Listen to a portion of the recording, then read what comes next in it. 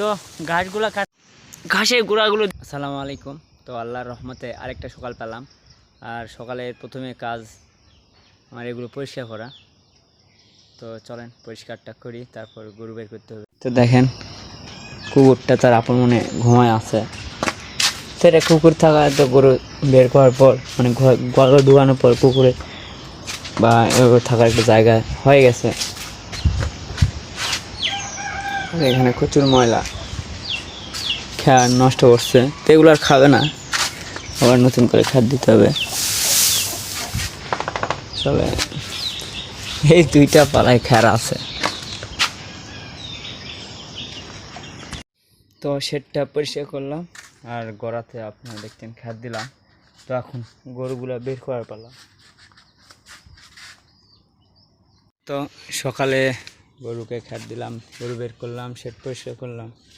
তো সকালের কাজটা এভাবেই শেষ হলো। তখন মানে কিছু বাচ্চাদের প্রাইভেট পড়ায়, তো সেখানে যেতে হবে।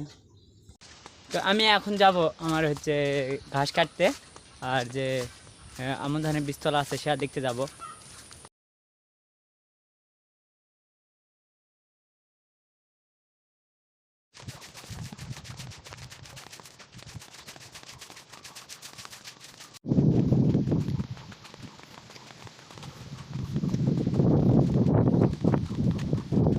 তো আমি এখন চলে আসছি আমার বীজতলাতেই। তো আমার পিছনে আমার এই আমন ধানের বীজতলা।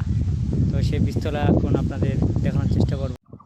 তো বীজতলাতে পানি নাই, শুকনো বীজতলা, সবগুলোতে পানি নাই। আসলে মনে হয় কাদাই শুকনো অবস্থায় করা হয়েছে, বুঝতে পারছেন।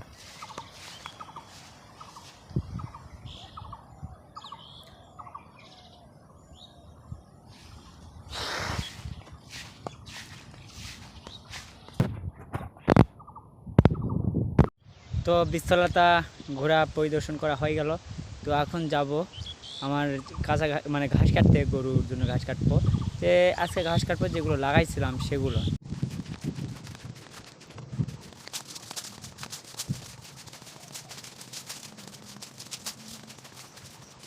তো চলে আসলাম আমার ঘাসের জমিতে। তো আমার পিছনে যে ঘাস দেখতে পাচ্ছেন, ঘাসগুলো আমার চেয়ে কত বড়। তো সেগুলো কাটতে হবে। আসলে এরা ঘাসগুলো খুব বাড়ে। আমি কালকে এই ঘাসগুলো কাটছিলাম। তো জংলা ঘাসগুলো বেশি। আর এখানে একটা সাপ ছিল, মানে ছোট সাপ। তো এই জন্য সাবধানতা অবলম্বন করতে হবে। দেখতে পাচ্ছেন ভিতরে কেমন অবস্থা। তো চলেন ঘাসগুলো কাটি। ঘাসের গোড়াগুলো দেখছেন কেমন জঙ্গল অবস্থার মতো আছে। তো একটু সাবধান নেবেন যেন সাপ টাপ না থাকে।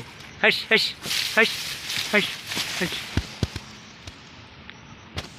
তো ঘাসগুলো কাটা শেষ হলো, বেশি না, এক থুপ কাটলাম, যেহেতু একটা গরু খাবো।